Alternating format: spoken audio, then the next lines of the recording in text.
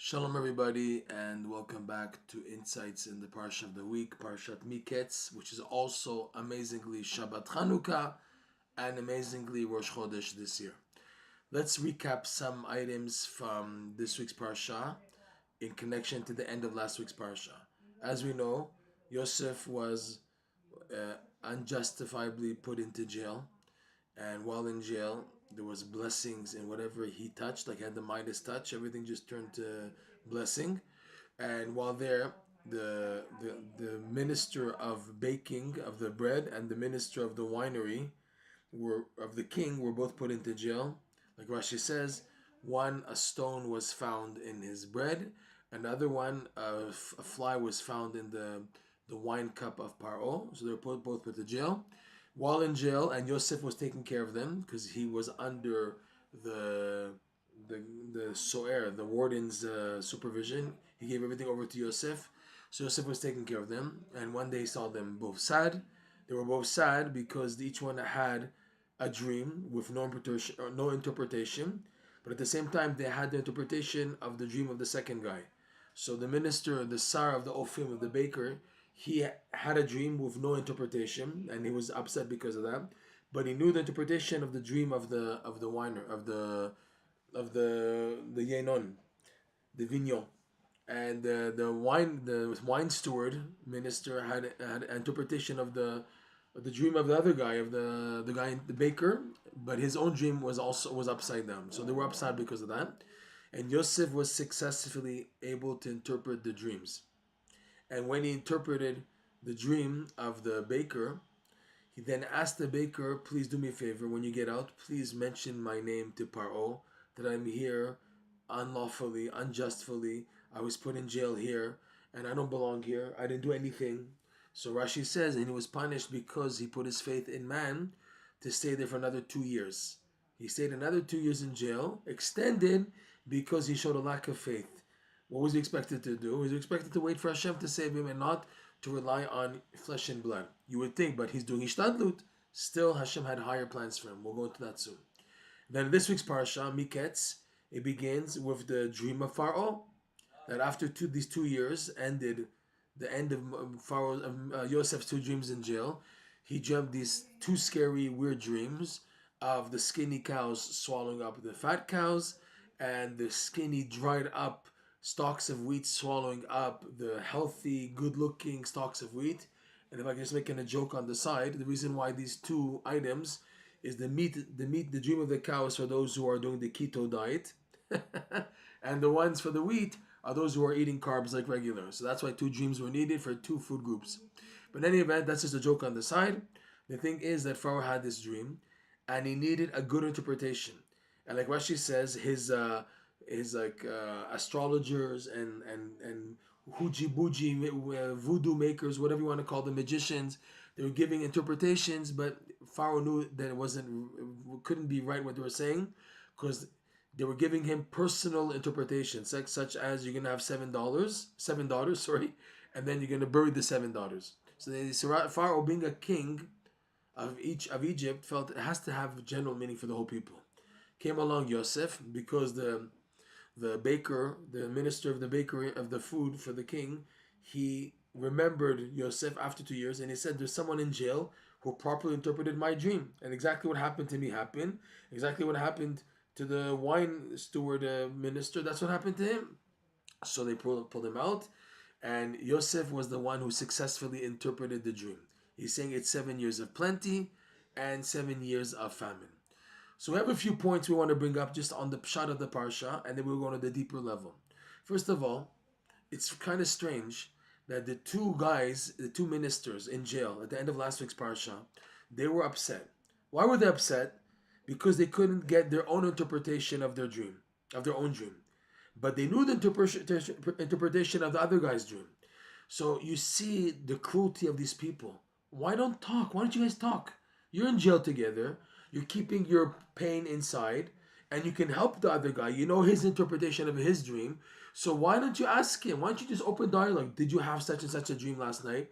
And he would say yes. He said, well, this is the meaning. Another guy would say, did you have such and such a dream? Yes. So here's the meaning. If they would have spoken to each other, there would be no problem. They wouldn't need Yosef to interpret. But it shows you on a simple level how cruel these people were. Each one was concerned only for themselves, and that was needed.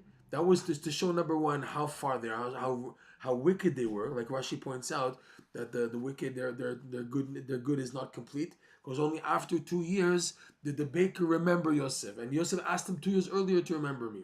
Okay, but you see the attitude of the people. These people, that they're only concerned about themselves. It's unfortunate, like people on the buses and subways today, that the main argument against anti-Semitism is people are just watching and not saying anything.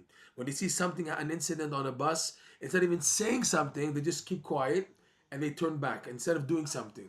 So that's the idea of, like, this is the unfortunate attitude of Sodom. The attitude of Sodom is, I come first. I myself, I'm my concern. The other guy, he can die. It's up to me. I don't give a hoot.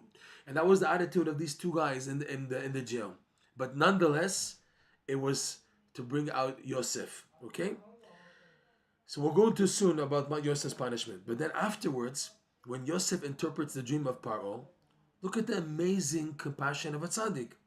Not only does he give Pharaoh the interpretation, the 7 fat cows is the 7 years of plenty. The 7 lean cows, 7 years of famine. The 7 fat and luscious stalks of wheat, 7 years of plenty. The 7 dried up stalks of wheat, 7 years of famine, and they're going to swallow up the good years. Velo noda ki ba'u el kirbena. You will be able to tell when the years of famine come along that there ever was years of plenty. So yes, Yosef properly interprets the dream, but it doesn't stop there. He also gives Pharaoh advice. He says to him, you know what you have to do though? You have to appoint someone to be smart, not to waste time, not to just get carried away and off course by the abundance of the plenty of the 7 years of plenty. Let someone be appointed to gather in, because there'll be so much abundance. Again, people will say, we have time, and they push off things. You have to find someone who won't waste time and will just amass in the king's treasuries tons of wheat, so that'll be collateral for the years of famine. Okay? So this already is an attitude of a tzaddik. A tzaddik, not only does he know what's happening, but he also gives you advice. He gives good advice. He'll say what the problem is and then what to do. Why are tzaddikim like that? Because they have rahmanut. As opposed to the guys in the jail, they knew to help the other guy, but they didn't want to, because they're so overwhelmed with what they're going through. I come first. The other guy, I don't give a hoot. That's a bad attitude. Okay? Yosef, being a tzaddik, is someone who points out. He could have just stopped there. He could have just said to Pharaoh, okay, 7 years of famine, 7 years of plenty, 7 years of famine. Period. Stop. No. He kept on going, that you should know what you have to do now. So that shows his compassion. So now, let's go a step further. Yosef HaTzaddik, like we explained in previous classes, based on Likutey Moharan Bikat Hoda'a Vav, he's called Yosef, Reb Noson explains there, because he's always looking to get additional holy sparks trapped in the chambers of exchanges. This deep and amazing, scary concept of the chambers of exchanges, which in a nutshell is that the evil has in its power, its reach, to swap and steal from a person his holiness, his bounty, his bracha, and give him in exchange something less for that. And therefore the good is trapped in the domain of evil, and it's up to mankind to recollect and regain what was swapped. And this, Reb Noson explains, based on Rabbi Nachman's teachings in the Likutey Moharan Lesson 24, is by faking simcha, by trying to be happy even though things are difficult, to find a way to be happy, and that overcomes and opens up the doors that a person can extract what was taken from him. This is the role of every Jew, what they're going through on an individual level, okay? On a personal level and also on a national level. Now, Reb Noson says there's also another point, that this is why you need tzaddikim in your life. Tzaddikim are the level of Yosef HaTzaddik. He's called Yosef HaTzaddik, if you notice. Yosef, he's the only one called, of the 7 shepherds, called Yosef HaTzaddik. Why? Because his righteousness of Yosef, like we said, Reb Noson said, is to look for more holiness trapped in the chambers of exchanges. Meaning what? The tzaddikim are ready for the challenge to help other people get back out, to extract what was taken from other people, to go into the chambers of exchanges, smash the evil there, and extract the holiness stuck there. That's why he's called Yosef. Reb Noson explains, Yosef is milashon tosefet. He's always looking for additional holiness trapped and to bring it back into the side of holiness. Okay? So this is Yosef HaTzaddik. These parshas show his role. Okay? His job is to go to the domain of the chambers of exchanges, which is reflected in the concept of dreams. A dream has a mixture of truth and falsehood. Like the Gemara says, there's no dream that has like additional shaf, psolet, things that you don't need. There are certain details which are true and certain details that are false. So you need a tzaddik who has a clear perception, a clear perspective, that is able to see a dream and to properly interpret it, as opposed to other people who are not at that level, that they hear a dream and they interpret it as they wish. They can even bring rabbinical sources, but who says they're explaining the dream properly? Only tzaddikim at a high caliber, who are totally free from the grasp of the chambers of exchanges, are able to go into the domain of dreamland and not be influenced by the negativity, to point out what's falsehood and what's truth and extract. So this is one of the reasons Reb Noson explains all the concept of these dreams, the dream interpretation of the wine steward and of the baker of the king, so that Yosef should sift out and show the truth that should come to salvation. Now, to go back, why was he punished 2 years? 2 years is in order to prepare Yosef HaTzaddik for interpreting the real dreams, the two dreams of Pharaoh, the dream of the cows and the dream of the stalks. For each dream, a year is needed. The word year in Hebrew is shana. Shana also is rooted to the word of shinui and meshune. Difference, changes, shinuyim. Because dream interpretation requires a person to be able to bypass all the distortions and changes in the dream and able to go in. So on one hand, Yosef was punished for another 2 years because he lacked faith. That's the simple reason. But ultimately, everything that Hashem does for a person is for the good. The real reason why Hashem stalled Yosef another 2 years is to build him up to be the one who can properly interpret the two dreams of Pharaoh. That's why 2 years. Even Yosef, when he told Pharaoh why the dream twice, he used the word for years. V'al hishanot hachalom, and the reason why the dream was doubled was mentioned twice, once in the format of cows, once in the format of stalks of wheat. So Yosef himself used the word shinui, which two. It's also the number 2 also is shnaim, which is related to shinui, and year shana also. So there you have it. 2 years, each year also shinui, a difference. In other words, the changes which are in interpretations of the dreams, because dreams, Reb Noson said, is when a person is not there. A person is experiencing 1/60th of death when he's sleeping, because it's like a type of death, and death is considered sadness. So when a person is sleeping, there is really 1/60th of an experience of death and sadness. But tzaddikim, when they sleep, their dreams are so pure and holy. The dreams of tzaddikim are the concept of just simcha. There's no death when tzaddikim dream and sleep. They're experiencing life. Just like it says that the tzaddikim, when they pass on, they're considered alive. So too, when tzaddikim dream, they're also in a live status. Even though their eyes are closed and they're dreaming, but still they're not experiencing the 1/60th of death, which is sadness. That's what tzaddikim, when they dream, they have amazing visions. They can see prophecies, etc. when they were sleeping. So now going back to Yosef, he was now able to go into the dreamland, which is the epitome of representation of the chambers of exchanges, to go in and extract and bring out the goodness. This is reflected in his interpretations of the dreams of Pharaoh, and earlier by the baker and the wine steward. All this to bring Yosef to his true status, to become the viceroy. The Sheni Lamelech, Sheni also, Sheni. It says, Pharaoh says, you'll be second to me again. Because the word Sheni again is related to shinui. Second, meaning the difference is the changes. Because you're such an amazing dream interpreter, so you show that you have authority and power over the chambers of exchanges. Paro, being the king of Egypt, a place of immorality, of impurity, the place where the chambers of exchanges, fooling people, run rampant, Yosef was able to rule over it. That was also reflected in the Parsha, where all the people who stored wheat and listened to the forthcoming warning of Joseph that there's going to be 7 years of famine, so everybody should store up grains. So they listened to him. Those who listened, what happened to all the grains stored by other people? It all went rotten. And then when they came to Yosef saying, we have no food, we stored, we listened to you, everything went rotten. So then he said, circumcise. Rashi brings all this. Circumcise? What? You got to be out of your mind. And they went to the Pharaoh and they're complaining. He's telling us to circumcise in order to give wheat. So then Pharaoh, Rashi says all this. Pharaoh said to the Egyptians, and why didn't you store wheat like he said to do? And they said, we did, but it went rotten. So then when that happened, the king said, Lechod Yosef, go to Yosef, whatever he says, do. Meaning, if he says to circumcise, listen to him. Because if he can decree that our wheat goes bad, what if he decrees on us to die? So that we're in his hands totally. What's the idea? Why would also Yosef want from Gentiles to circumcise? What do you gain from that? So there's a few explanations. Number one is again Yosef being the master of extraction from the chambers of exchanges, which is represented by Egypt. So him getting the goyim to circumcise, and the foreskin is also an orla, is considered a covering up, preventing truth to be revealed.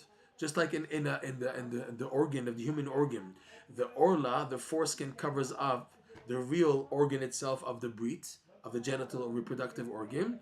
So too, the idea is that holiness and truth is covered up by evil and fooling apparatus, fooling application in the chambers of exchanges. So Yosef, number one, wanted to help elevate, to upgrade the level of morality of the goyim.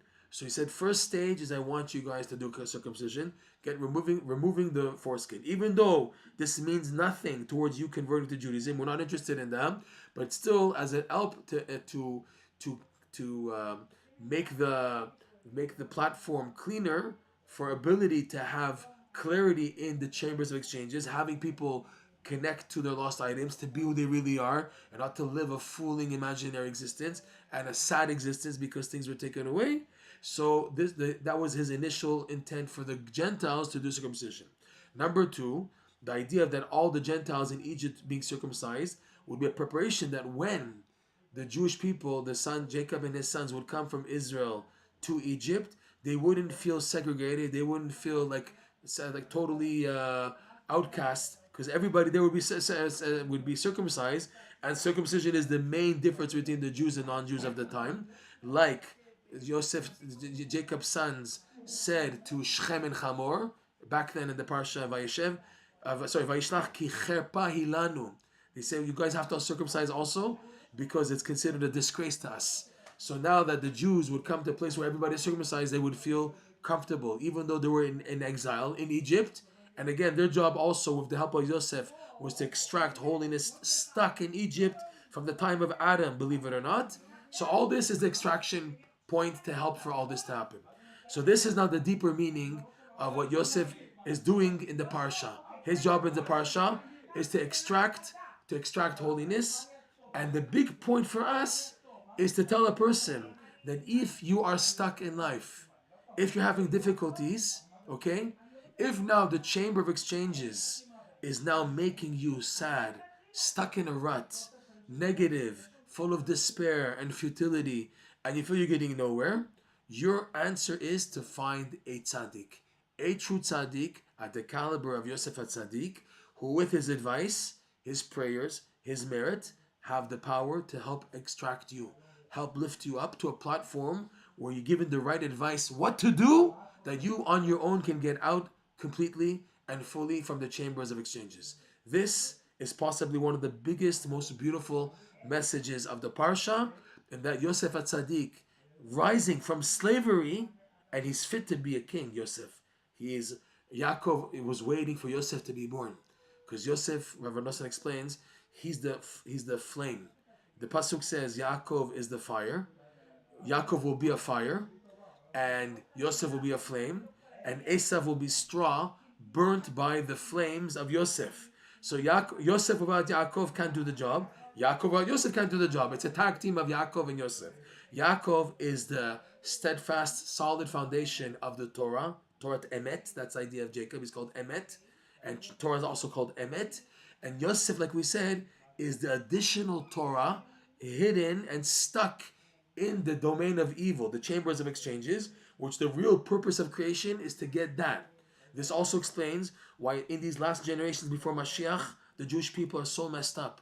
We were never in this situation. 500, 600 years ago, the Jews were in exile, if it was in Europe, if it was in North Africa, in Spain, but the Jews more or less were religious. It's only these last 200-300 years that the Jews now became secular, and we have inroads of blemishing, ruining simple Jewish faith and tradition, and it's all messed up now. And why?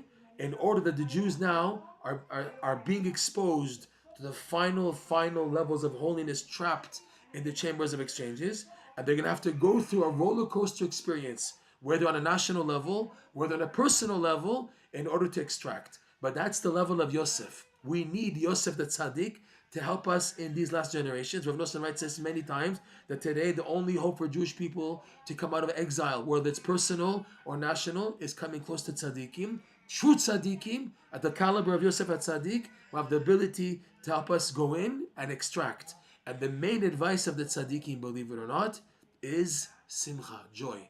Going back to Yosef, it says that when he was in the house of Potiphar and also in jail, he was ish matzliach. He was a successful man. And the Midrash explains, what does it mean matzliach?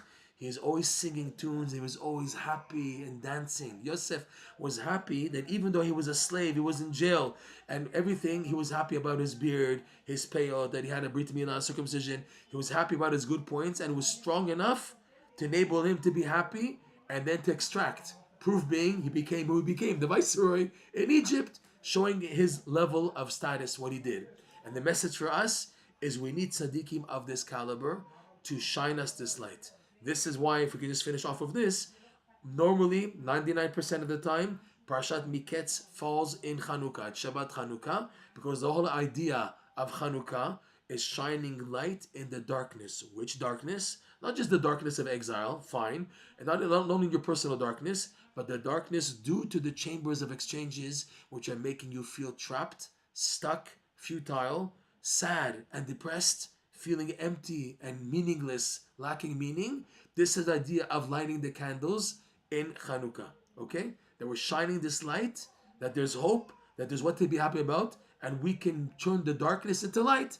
And now the Parshat Miketz, which talks about Yosef HaTzaddik's caliber of being able to extract, this is Dafka mentioned and read in the Shabbat of Chanukah to show us that this is the goal.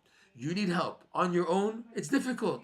To tell someone, oh, be happy, be happy, be happy, it's not easy. You need a boost. Where do you get the boost from? From the tzaddikim, the true tzaddikim, who have in their words and their teachings the skill, the ability to connect to every single person in the world, to relate to them, and then to give them advice and meaning and hope, Torah, to lift them up.